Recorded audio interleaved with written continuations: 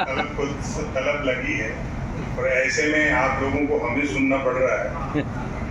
आप लोगों की हालत ऐसी है, प्रवेश निःशुल्क और निकलने के 100 रुपए।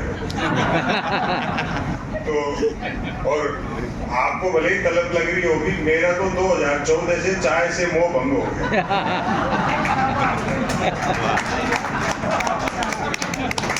मेरे को तो नहीं पिलाओगे तो कोई खास बात नहीं।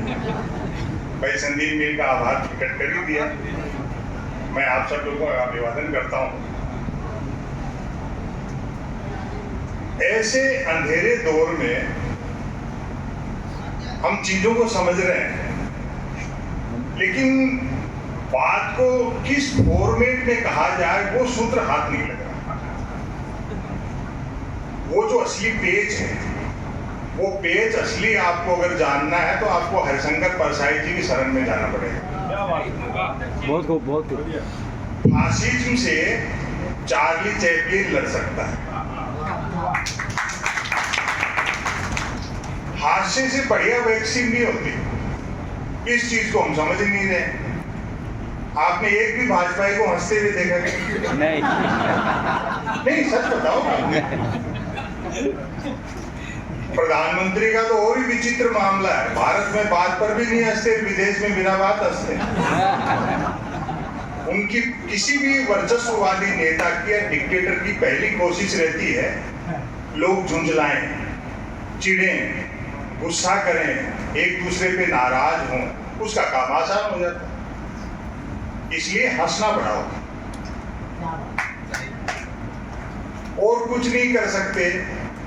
ये लड़ाई कोई सिर्फ पॉलिटिकल नहीं है, ये सांस्कृतिक लड़ाई है। अगर आपने इनको राजनीति में वोटों से हरा भी दिया, 10 साल बाद फिर इनके उस्ताद आ जाए, हो सकता है वो उनसे ज्यादा खतरनाक हो। इसलिए ये सांस्कृतिक लड़ाई है और ये आर्ट से, कल्चर के हथियार से बड़ी आसानी से लड़ी जाएगी। इसके लड़ने के 3 हथियार मैं आपको बताता हूँ: जनगीत, नुक्कड़ नाटक और हास्य व्यंग के कवि सम्मेलन। बहुत खूब। पूरा सोशल मीडिया पाट दो आप चुटकुलों से। चुटकुला भी क्रोध की अभिव्यक्ति है, उसको आप चुटकुला समझ करके डाल देते हो, उसमें भी एक आक्रोश होता है। चुटकुलों की प्रतियोगिताएं कराओ, उनकी वीडियो चले। और कुछ नहीं तो रोजाना परसाई जी, शरद जोशी जी, श्रीलाल शुक्ल जी या मुस्तफा हुसैन, मुश्ताक अहमद यूसुफी और तमाम हिंदी उर्दू के जो हाशिम के राइटर हैं, इब्ने इंशा, उन लोगों के कोटेशन का एक पोस्टर बना करके चालू कर लो। सोशल मीडिया भी छोड़ दो। हर आदमी की सुबह मुस्कुराहट से शुरू होनी चाहिए। आप परिणाम देखना 2-4-6 महीने में। लोग कहते हैं कि साहब गाली गलौज ये तो होगा, आप अगर उनकी खिलाफत करेंगे, उनके विचार से सहमत नहीं होंगे तो वो तो करेंगे। उसका सबसे बढ़िया तरीका है, जैसे कोई फेसबुक पे आपको गाली निकालता है, एक स्माइली नीचे छोड़ करके निकल लो वहां से। उसको दिन भर का होमवर्क मिल गया। इन लोगों ने क्या है, जिन पूंजीपतियों ने इनको कुर्सी पे बिठाया है, उनका एक फॉर्मूला है कि सबको होमवर्क दो। एक होमवर्क का पिरामिड है। टॉप पे बैठा हुआ पूंजीपति सरकार के एक आदमी को होमवर्क देता है, सरकार का एक आदमी अपने आईटी सेल को देता है, आईटी सेल अपने विरोधियों को देता है। हम उस जाल में फंस जाते हैं, उनका काम आसान हो जाता है। होमवर्क लेना बंद करो, अपना काम करो। जनगीत, नुक्कड़ नाटक, हास्य व्यंग के कवि सम्मेलन। आप क्या सोच रहे हो? दक्षिणपंथी विचारधारा के लोगों का एक संगठन है जिसमें कम से कम भी 5000 कवि लिस्टेड है। ये तो हो सकता है संख्या में आपको कम बता रहा हूँ। और आज भी देश भर में कहीं भी 50 कवि सम्मेलन हो रहे होंगे। किसी विधायक का जन्मदिन हो, किसके घर में शादी हो, चौथ का व्रत हो, ऐसे मौके पर तमाम संगठन उनके वो वीर रस के कवियों को बुला करके, ये एक है तो सेब है, बटेंगे तो कटेंगे, ये सब हमारे मंच के कवियों की लाइनें हैं, इनको नहीं उपजता है। इसलिए उससे लड़ने का सबसे बेहतरीन तरीका है सटायर। हास्य व्यंग बढ़ा दो, बहुत परिवर्तन आप देखोगे। होमवर्क लो मत, मैं भी नहीं लेता, मैं होमवर्क नहीं लेता। जैसे एक तो मुझे कभी भी मिलते हैं तो पहली बात, भाई जो तनाव दबाव है वो तो है ही ना। हम तो कभी सम्मेलनों में जाते हैं, 20,000 की भीड़ बैठी, ऐसे होमवर्क लेंगे तो रोज पिटेंगे। इसलिए हम तरकीब से बात करते हैं, इशारे से।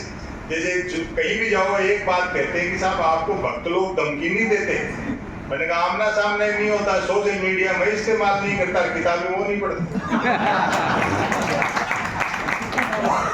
मिलेंगे का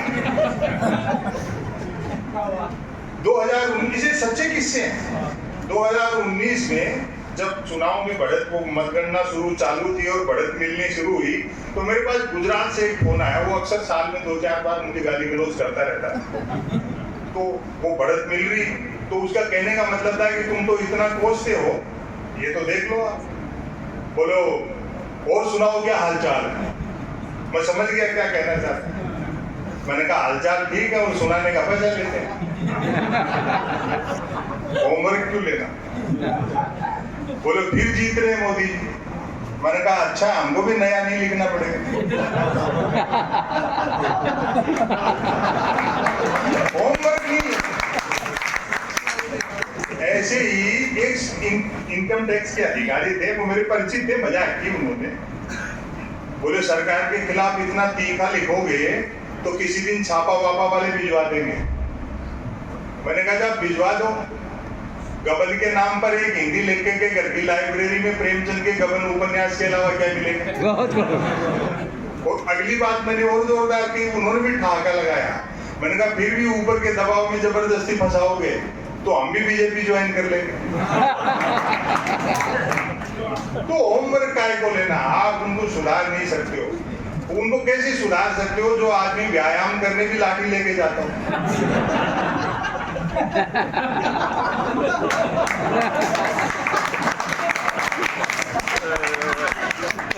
तो अपना रास्ता बदलो, उनसे बाईपास निकलो, आशगन बढ़ाओ। और ये जो कंफर्ट जोन है ना, कि एक आदमी ने कोई अच्छी सी बात कही और 20 लोगों को भेज दी, वो तो पहले से आपसे सहमत है, उनको क्या पढ़वा रहे हो। इस दायरे से बाहर निकलो। सही। आपकी आइडियोलॉजी के कुछ तो स्कूल होंगे, कुछ तो कॉलेज होंगे, वहां जनगीत कराओ, नुक्कड़ नाटक कराओ, हास्य के कवि सम्मेलन कराओ। फुर्सत होगी तो मैं भी आ जाऊंगा। बहुत बढ़िया।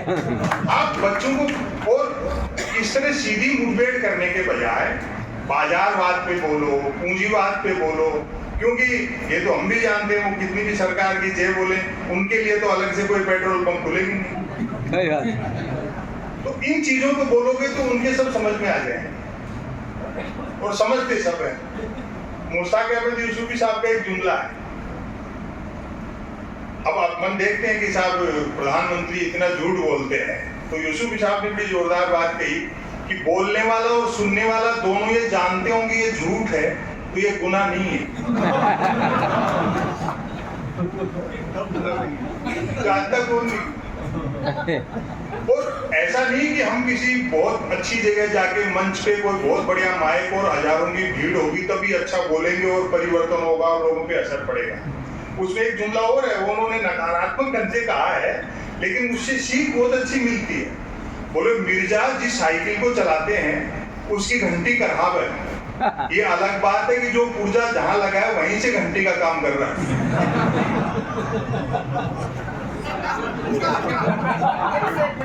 तो आप जहां हो वहीं से घंटी का काम करो। एक आदमी चुटकुले के सुना सकता है तो चुटकुले ही सुनाए, कोई व्यंग लेख लिख सकता है तो व्यंग लेख करे, कोई जनगीत गा सकता है तो जनगीत गाए। ये सन्नाटा दिखता है पूरे सोशल मीडिया में, मुझे तो कहीं जनगीत, नुक्कड़ नाटक और लतीफे और इस तरह के दिखते हैं। तो जितना हंसना बढ़ा दोगे उतना अच्छा रहेगा। ये चीजें आपने YouTube पे भी सुन रही होंगी। मैं 2 लघु कथाएं सुना करके अपनी जगह लेता हूँ, समय की अपनी सीमाएं, बाकी लोगों को भी सुनना। ग्लोबलाइजेशन क्या है? अब ये बात उनको लगती है, अगर आप अडानी अंबानी का नाम लेकर के कहोगे तो वो चिढ़ते हैं, लेकिन ये बात उनकी समझ में आती है। ग्लोबलाइजेशन क्या है? महल के मुख्य द्वार की दिशा में अपार जनसमूह का शोर सुन राजा राम ने लक्ष्मण से प्रश्न किया, ये कैसी आवाजें आ रही अनुज, कौन लोग होंगे? उत्तर मिला, भगवान सब अयोध्यावासी हैं। जब से राज्य में ग्लोबलाइजेशन आया है प्रत्येक नागरिक धनुष बाण खरीदने को लोन लेना चाहता है ताकि वह भी सोने का हिरण मार सके।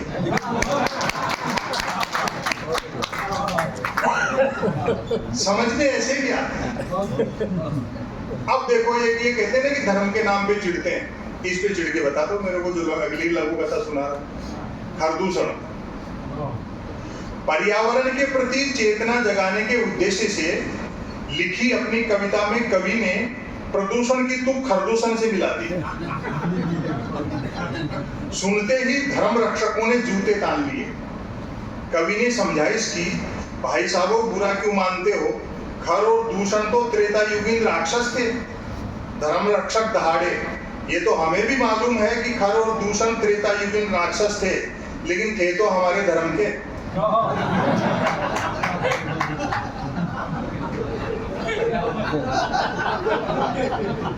बात को तरकीब से कहो, काय को मुठभेड़ करते हो मुझे, अपनी ऊर्जा खराब कर। अंतिम लघु कथा सुना करके और वो जो आपका जो नाटक है ना उसके बारे में थोड़ा सा बताना। अच्छा, नाटक मैंने लिखा है, मेरी 3 किताबें तो आ चुकी राजकमल से। एक मंजिला मकान में लिफ्ट, निठल्ले बहुत बिजी हैं और बुद्धि प्रकाश। एक उन्हें नाटक छपने को दे रखा है, तमाशेबाज राजा। तमाशेबाज राजा, उसमें कई विजुअल्स हैं, वो जब आपने तो पढ़ा होगा, उसकी डमी दी मैंने इनको, उसमें कई विजुअल्स हैं। उस राजा को क्या है कि तमाशा दिखाती हुई झिझक होती है, तो एक कैरियर काउंसलर है, वो मोटिवेट करता है कि साहब ऐसे कुछ नहीं, जब नाचना ही शुरू कर दिया तो घूंघट किस बात का। 3 चीजें दिमाग में बिठा लो। एक तो आपका जन्म नहीं हुआ, आपने अवतार लिया है। ये तो उन्होंने बाद में कहा है, मैंने 5 साल पहले लिख दिया। एक तो आपका जन्म नहीं हुआ, आपने अवतार लिया है। दूसरा, आप जो भी कुछ करते हो वो तमाशेबाजी नहीं है, आपकी लीलाएं हैं। और तीसरा, आप उनके राजा नहीं हो जो महंगाई बेरोजगारी के मारे हैं, आप उनके राजा हो जो बोरियत के मारे हैं। तो वो तमाशेबाजी करते हैं। एक ऐसा ही अलग लेख था, उसमें से मैंने एक लघु कथा निकाली, वो मैं आपको सुनाता हूँ। इसी लघु कथा से मुझे नाटक का आइडिया मिला जी। तमाशेबाज राजा। राजा छटा हुआ तमाशेबाज था। वह अपनी प्रजा के मनोविज्ञान से अवगत था कि अमीर गरीब ज्ञानी अज्ञानी कोई हो, सब तमाशा घुस के देखते हैं। उसे पता था कि तमाशेबाजी के एक बार प्रजा के सम्मोहित होते ही राजा प्रजा में सदा के लिए ऐसी ट्यूनिंग बन जाती है कि राजा सिर पीटने की बात भी कहे तो प्रजा तालियां पीटने लगती। बहुत खूब। राजा ने सुशासन के लिए तमाशाई शैली अपनाई। प्रजा ने साफ पानी के लिए आवाज उठाई, राजा ने बहती नदी पर हवाई जहाज तैरा दिया। खाली हाथों ने काम मांगा, राजा अपने हाथ पीछे बांध रस्सी से लटकी जलेबियां खाने को उछलने लगा।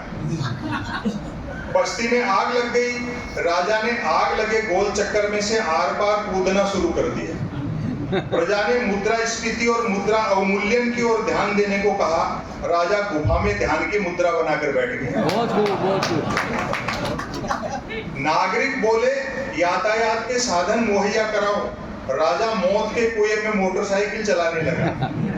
जनता ने स्कूल अस्पताल के लिए आंदोलन किया, राजा ने पड़ोसी राज्य के आक्रमण का भय दिखाकर खाली बोतल में रख कर रॉकेट छोड़ने शुरू कर दिए।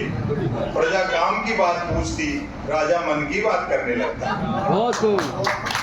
और अंतिम है, जो हो तमाम तमाशेबाजी के बावजूद राजा को यह एहसास जरूर था कि तमाशेबाजी की अपनी खूबी है तो खामी भी है। खूबी यह कि तमाशा दिखाने से प्रजा मूल मुद्दा भूल जाती है, और खामी यह है कि हर बार नया दिखाना पड़ता है। बहुत खूब। तो कब तक दिखाएंगे, थक जाएंगे। हाँ जी। थकान चेहरे पे दिखने लग गई, ऐसी क्या बात। अंतिम सुना देता हूँ, ब्रेकिंग न्यूज। टेलीविजन वाले खबरों को कैसे तानते, और मीडिया से उम्मीद ही मत करो आप। मीडिया तो हर दौर में ऐसा ही था। ये जितने भी बड़े अखबार हैं वो सब अंग्रेजों के साथ थे, देश आजाद हुआ तो कांग्रेस के साथ लग गए। और टेलीविजन तो 47 से पहले होता, तो मैं समझता हूँ देश आज तक आजाद नहीं होता। वो उस समय जो अनियतकालीन अखबार निकलते थे, अपने हाथ से पेन से 2-2 पेज का अखबार निकालते थे, कोई पाक्षिक, कोई साप्ताहिक, कोई त्रैमासिक, उनसे बदलाव होता है। इस अखबार से काय को उम्मीद करते हो? जैसे ही चीजें बदलेंगी, ये क्रांतिकारी चीजें ने छापना शुरू कर दिया, इसलिए वो ज्यादा मतलब। Breaking news.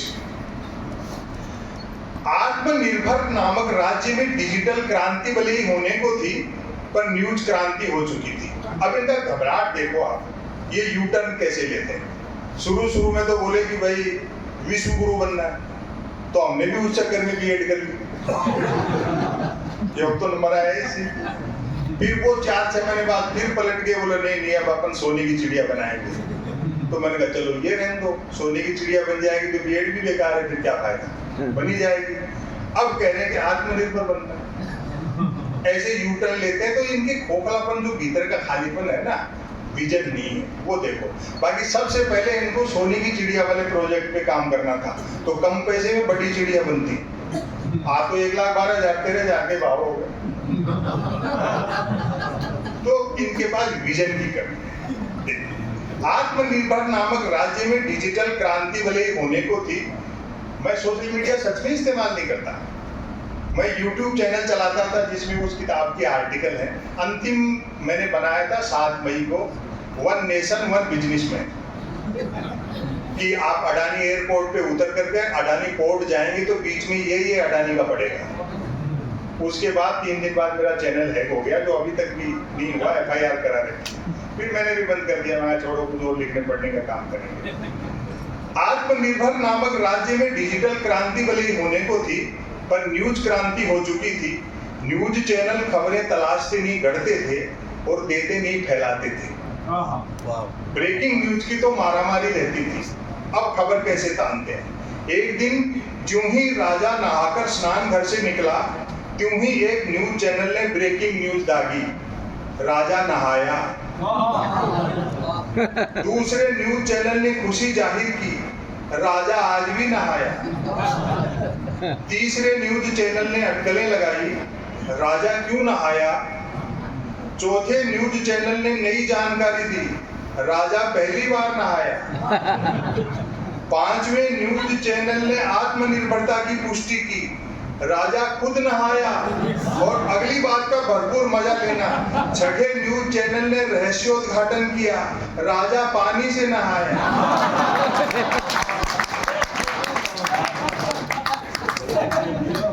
7वें न्यूज चैनल ने ब्रेकिंग न्यूज में गर्मी भरी, राजा गर्म पानी से नहाया। 8वां न्यूज चैनल गर्वित हुआ, राजा चुल्लू पर पानी से नहाया। 9वें न्यूज चैनल ने स्थिति और साफ की, राजा साफ पानी से नहाया। 10वें न्यूज चैनल ने गुप्त जानकारी दी, राजा अकेला नहाया। 11वें न्यूज चैनल ने राहत भरी ब्रेकिंग न्यूज चलाई, राजा आज तो नहाया और मुझे ठहाकों से विदा करना और जीवन में हंसना मत छोड़ना और बढ़ा दो, राजा आज तो नहाया। 12वें न्यूज चैनल ने तो सब पर पानी फेर दिया, राजा गीले पानी से नहाया।